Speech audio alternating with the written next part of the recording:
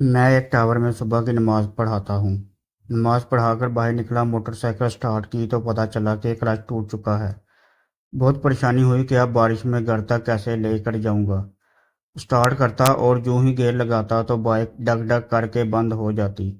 आखिरकार तंग होकर पैदल चलाना शुरू कर दी। बारिश की वजह से काफ़ी मुश्किल हो रही थी, लेकिन करीब में कोई मैकेनिक की दुकान नहीं थी। एक दुकान खुली थी। जब इसके पास गया तो इसने कहा कि मैकेनिक नहीं है। वहां से फिर घसीटना शुरू की। लोग अपनी बाइक्स और गाड़ियों पर सवार होकर गुजर रहे थे, लेकिन किसी ने नहीं पूछा कि भाई जी क्या मसला है। शायद लोगों को जहन में ये बात होगी कि इसकी बाइक का पेट्रोल खत्म हो गया तो हम तो नहीं दे सकते। बात ने सोचा होगा कि बाइक शायद पंक्चर है, हम तो पंक्चर नहीं लगा सकते। जब करीब 1.5 किलोमीटर का सफर तय कर चुका और बाइक इंजन तक पानी में डूबी थी तो पीछे से एक नौजवान ने करीब आकर बाइक रोकी और मुंह आसमान की तरफ पान की वजह से उठाकर पूछा, भाई क्या प्रॉब्लम है? मैंने कहा, क्लच टूट गया है, स्टार्ट करके गियर लगाता हूँ तो बंद हो जाती है। कहने लगा, बाइक को पानी से बाहर निकाल कर साइड पर लाओ और स्टार्ट करो।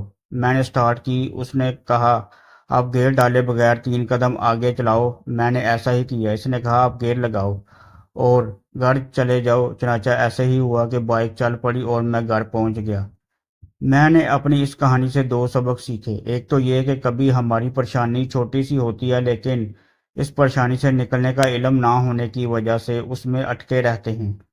हालांकि करीब ही 2-3 कदम के फासले पर हल मौजूद होता है, ख्वाह मख्वाह अपने आप को तकलीफ देते रहते हैं और फिर जब निकलने का इल्म होता है तो अफसोस करते रह जाते हैं कि काश पहले मालूम हो जाता। लेकिन हकीकत में ये छोटी परेशानी भी हमें कुछ ना कुछ सिखा कर ही जाती है, जो तकलीफ सहने का बदला बन सकता है।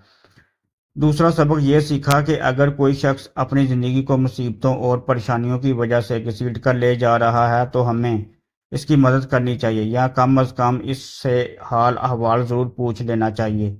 हम मुसीबत ज़दा शख्स को देखकर घबरा जाते हैं कि कहीं मुझे इसे पैसे या वक़्त न देना पड़ जाए।